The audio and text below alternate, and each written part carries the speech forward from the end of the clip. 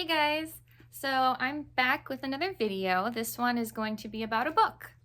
Obviously my content is kind of going all over the place because I'm just making what feels good, and I hope you guys enjoy me talking about books. It's kind of, this is like my review, but it's not necessarily just a review. It's kind of just my thoughts on the book.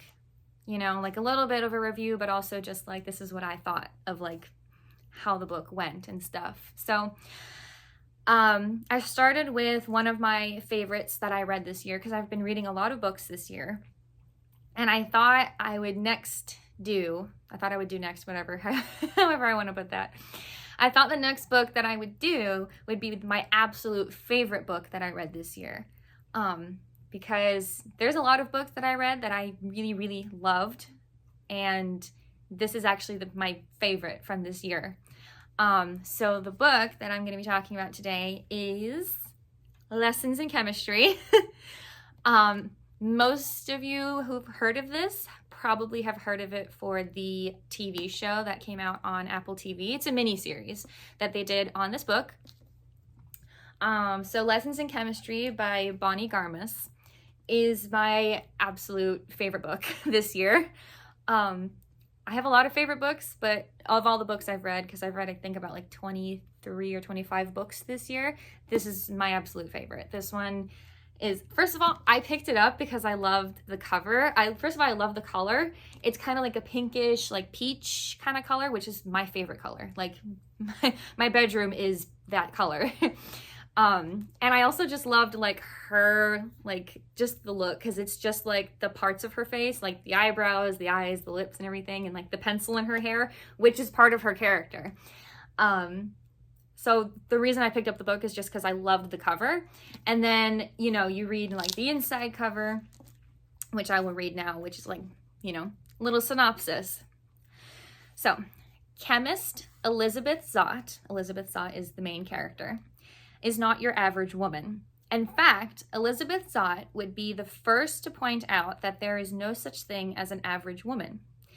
But it's the early 1960s, and her all-male team at Hastings Research Institute takes a very unscientific view of equality. Except for one, Calvin Evans, the lonely, brilliant, Nobel Prize-nominated grudge holder who falls in love with, of all things, her mind. True chemistry results. Like science, though, life is unpredictable, which is why a few years later, Elizabeth Zott finds herself not only a single mother, but also the reluctant star of America's most beloved cooking show, Supper at 6.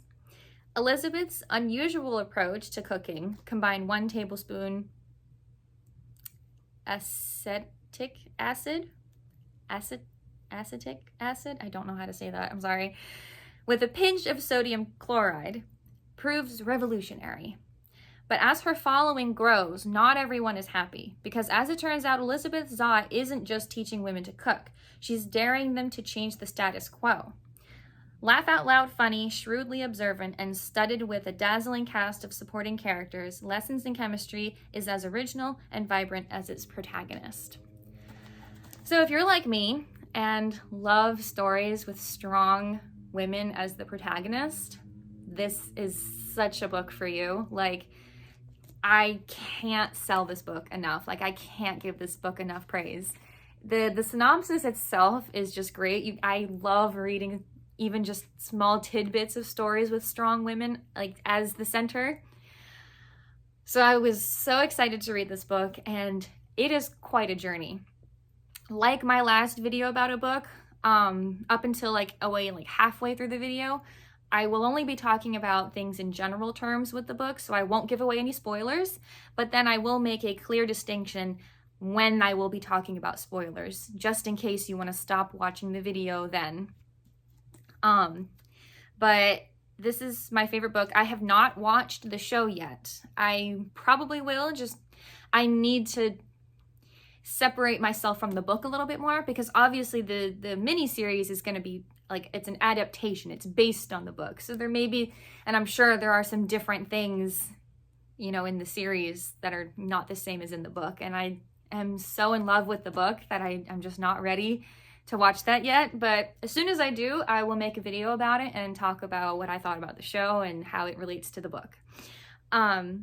But so as the synopsis said, Elizabeth Zott is a scientist, and this is in the early 1960s that the book takes place. So obviously this book is fiction, like she's not a real person, this is just a fictional book. But she is a chemist specifically in the early 1960s. And as we all know in America, because I live in the US if it's not obvious by my accent, but specifically in America, specifically in the US, women did not have a lot of rights, obviously, back then. And they certainly didn't have a lot of respect or even just basic human decency towards them.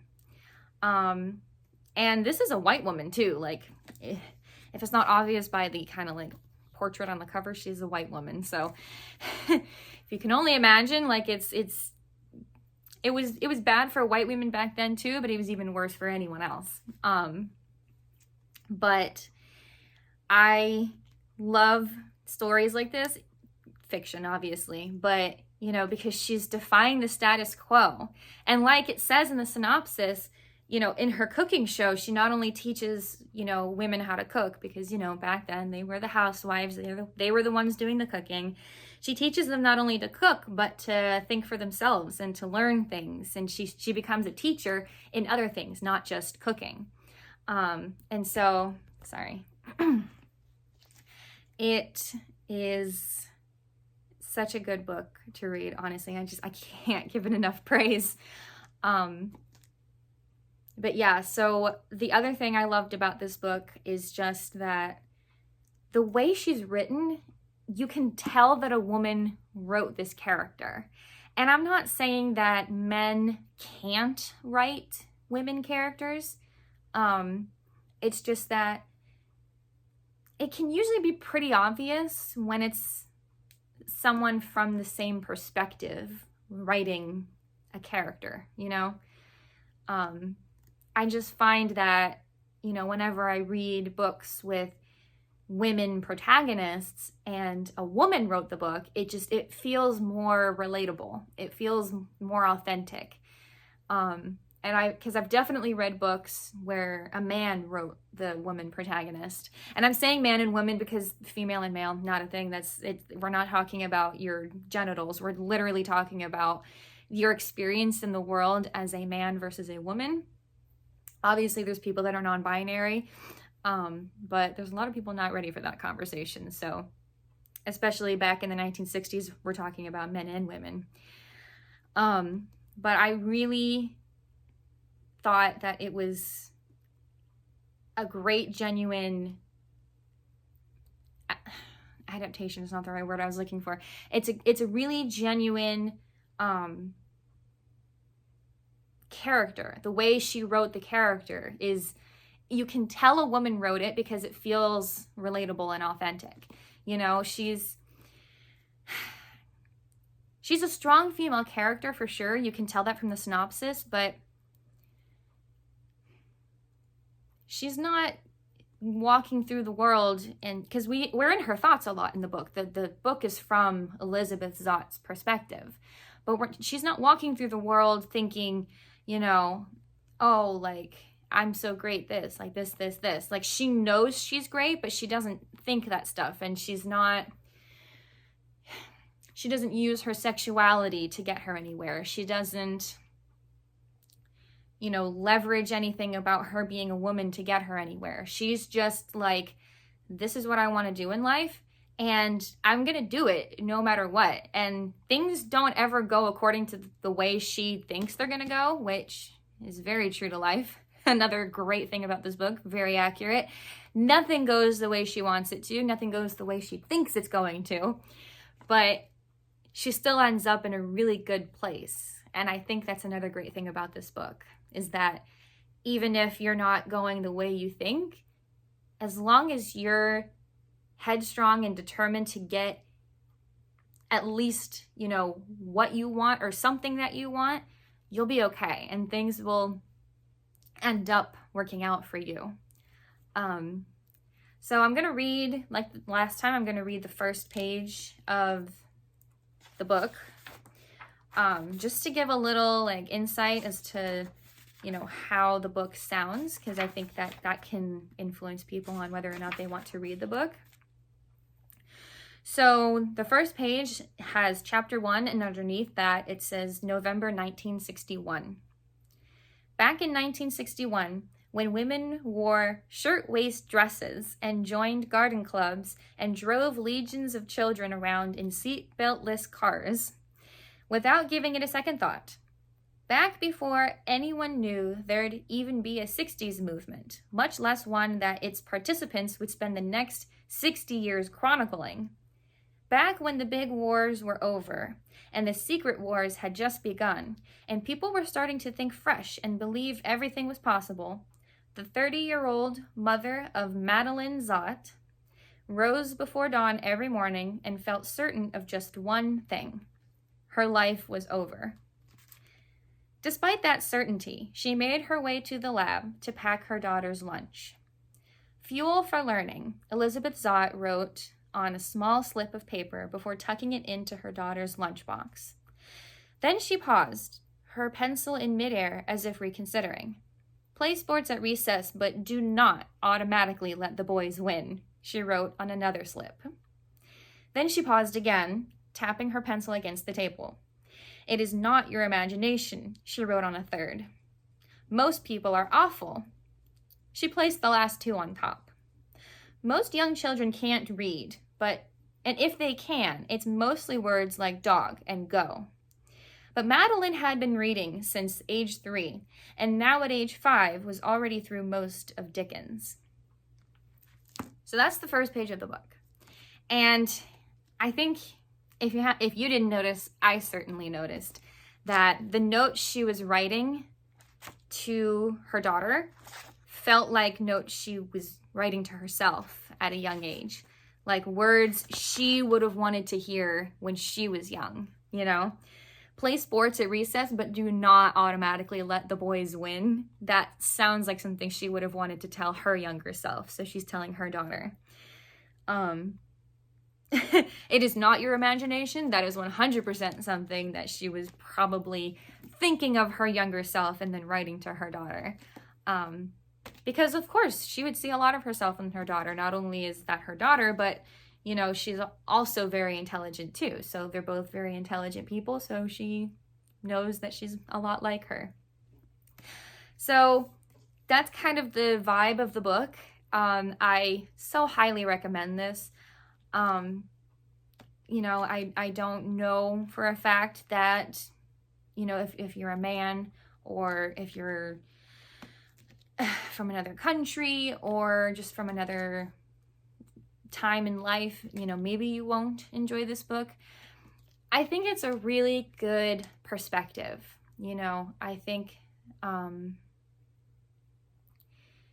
reading books from other perspectives can be really good. And I do have a couple of books that I want to talk about in other videos for that reason, that they are from different perspectives that maybe I've never felt and ever experienced before.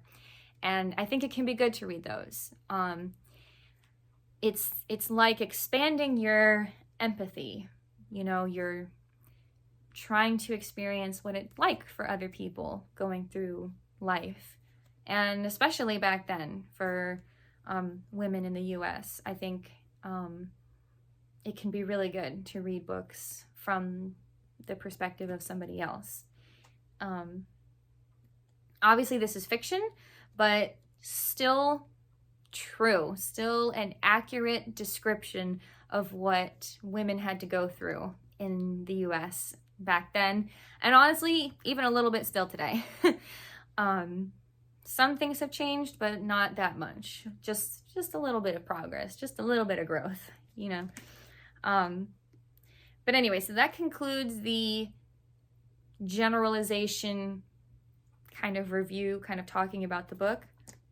Now we're going to move into the spoilers. So if there's anyone that is still watching this video that has not read the book, not seen the show, and you don't want any spoilers, I would stop watching right now. Right now is the cutoff. because now we're going into what happens later in the book and how things go. So spoiler alert, in the synopsis, they talk about, you know, she meets Calvin Evans and how he falls in love with her mind, which all of us want someone to fall in love with us for our minds, don't we? But they say that in the synopsis, life doesn't go the way she's expecting. He dies in a tragic accident. I believe he slips. He was walking their dog, and their dog's name is like literally one of my favorite names for a dog that I've ever heard of in my life. I'm trying to make sure I get the name. Yeah, I was right. The dog's name is 6:30. Yes, the time 6:30. And I believe they named the dog that because that was the time that they found the dog. The dog found them and they were like, well, we'll name you the time that we found you at. So the dog's name is 6:30. And another great thing is if you're a dog person or even just an animal person, the dog has his own thoughts and stuff throughout the book. Like she writes the dog's own thoughts too. So it's not just Elizabeth Zott you're listening to. Sometimes you're listening to 6:30 give his perspective on things. Because not only is the book about intelligent people, it's also about an intelligent dog who has been spending his time with Elizabeth Zott and for a time Calvin, learning hundreds of words, and he knows more words than any other dog has ever known. So great. But so Calvin died when he was walking 6:30, and I believe it was icy out or maybe wet. It was either raining or had snowed, and there was a loud noise. He was like walking by the fire station. Loud noise. He slipped and fell. And when he was getting back up or something, he either like slipped and fell twice, or he fell and like he hit his head, and I think he died pretty instantly after hitting his head. You know, you hit it in the right spot.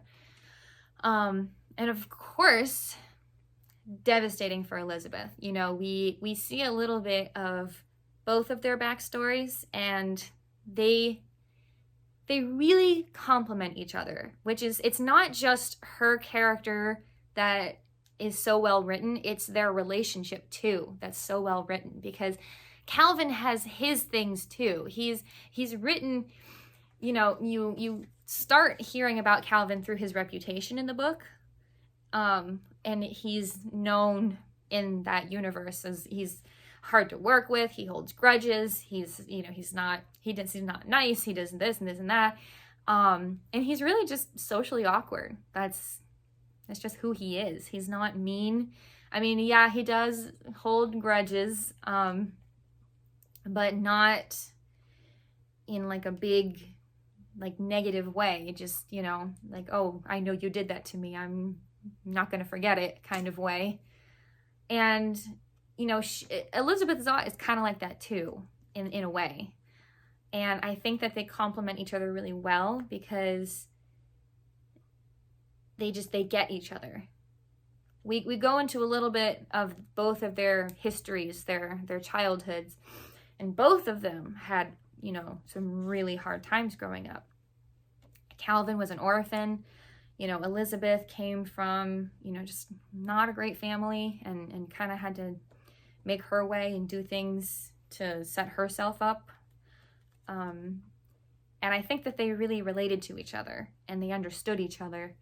And they not only that, but they respected each other. They respected each other's intelligence and thoughts and opinions. And, you know, at first it was something they both weren't wanting. They both kind of resisted it, but it seemed to just click so well. And as you read it, you go, you guys would be so great together because it just makes sense. And so when they start, you know, officially beginning a relationship, it's just great. You know, they create this wonderful home for each other that they both didn't have when they were younger. And it's so beautiful. And so when he dies, of course, it's like devastating for the characters and the reader. And, you know, it's one of those even more dramatic things when we all find out that Elizabeth Zott ends up pregnant and he's dead. And so now she's going to be a mother, and that's not something she ever really thought about or wanted. All she ever wanted was to be a scientist. And so, you know, there's some really, for some people, I'll give a trigger warning just in case, you know, because this can be definitely a topic that some people might find uncomfortable.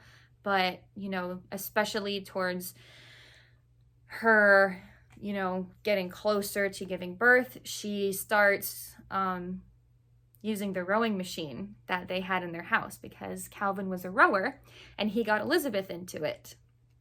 And she started using it a lot, like a lot. She started doing that a lot. And when she goes to see her doctor, she kind of admits that she was doing it so much in the hopes that it might cause a miscarriage. Not that she was actively wanting to get rid of it, but that she was in her grief and it wasn't something she had wanted or planned. So it was a really difficult time for her.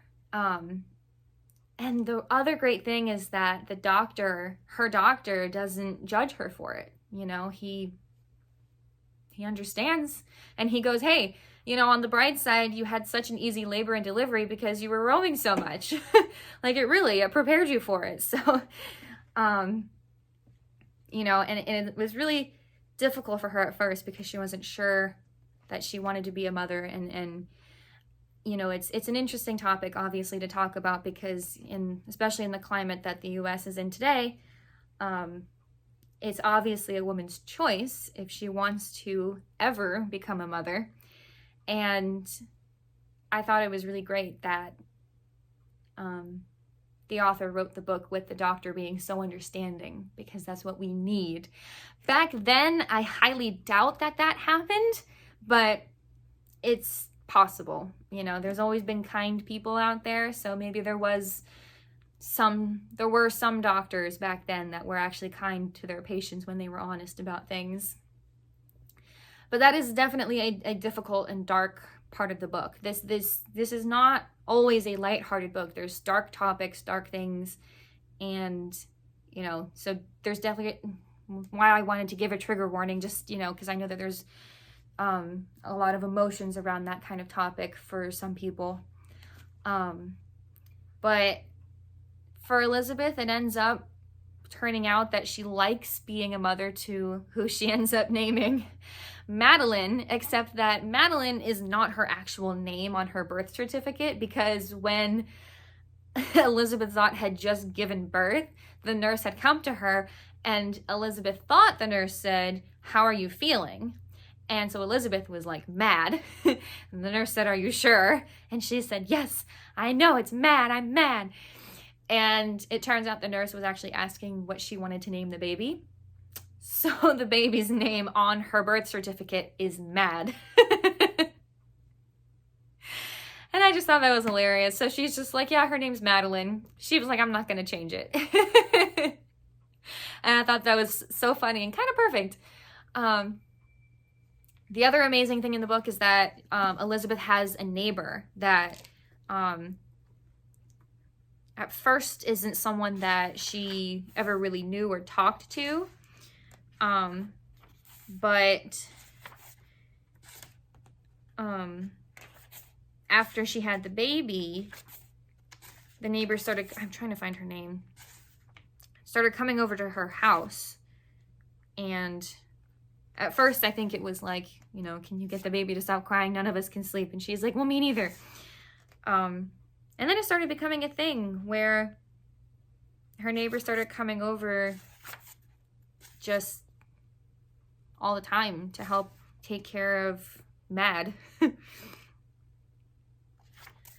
And it became a beautiful friendship, not only for Elizabeth, because obviously, like, she was a single mother, in the 1960s, which it was already frowned upon that she had a baby out of wedlock because she and Calvin were not married.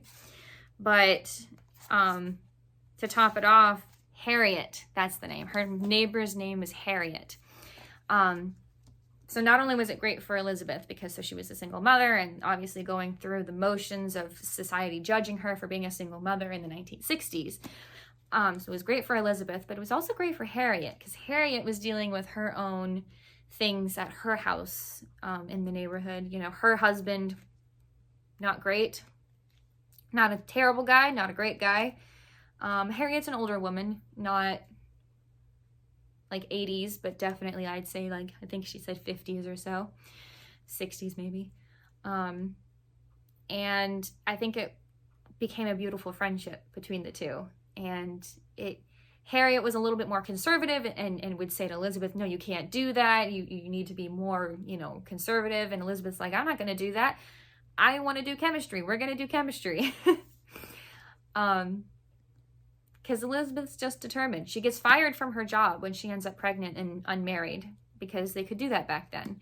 So she starts her own chemistry lab in her house. And she starts like doing things for people and like taking money from it, like starting her own like chemistry lab in her house. She's pregnant and like just redoing her entire kitchen into a chemistry lab. Like she's determined as hell, and I love it. And, the book ends in a beautiful way where, Elizabeth has realized that she's touched so many lives with her TV show because she starts the cooking show. And instead of just, talking about, hey, throw these ingredients together and it's a meatloaf, put it in the oven. She talks about what the nutrition is in the food, how the chemicals react to create the food. And all of these women start attending her live shows. And even women come and say, you've inspired me to go to medical school because I've always wanted to do that. You've inspired me to do this. You've inspired me to do that. And she realizes she's made such an impact. She ends up quitting her TV show. And she ends up getting a job later on back at the university. So it ends up working very well for her. But she realizes that just by being herself, she's made this incredible impact on everyone, the whole country, because all of these people would tune in to watch her show, mostly women. And they loved it. And she was just being herself.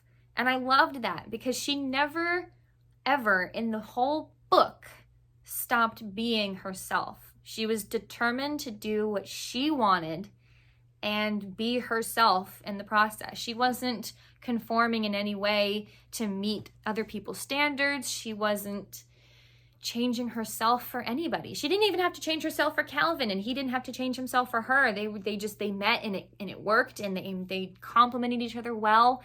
And there were beautiful friendships that developed in the book because she was genuinely herself.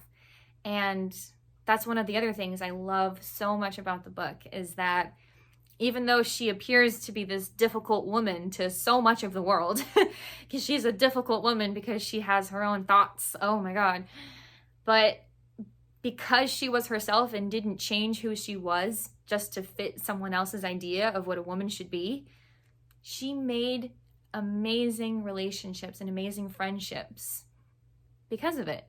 I mean, there's so many people that I know that I am no longer friends with or don't speak to anymore because I was trying to fit into what I thought they wanted me to be. And I'm like, I can't keep that up forever. That's exhausting. And she never did that. So she always, when she met someone and they clicked, it was always a good friendship in the book, always a good relationship because she was herself.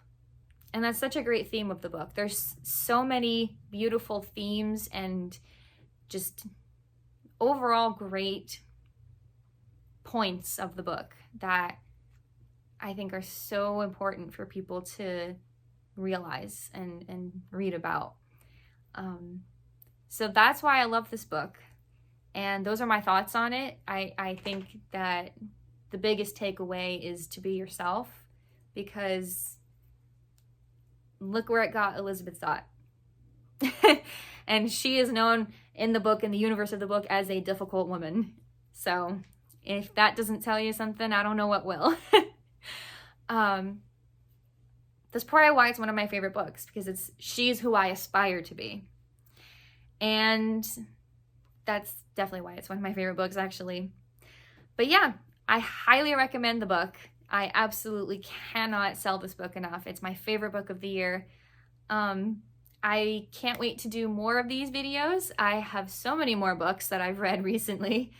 And like I said, there's been some books I've read from like different perspectives that I definitely want to talk about, because I think reading anything or seeing anything from different perspectives is one of the most important things you can do in life.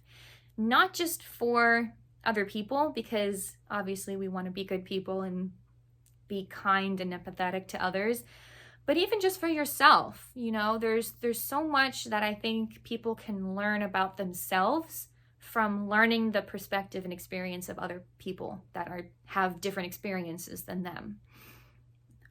Whether it's because they come from a different culture, a different race, a different age group, a different anything.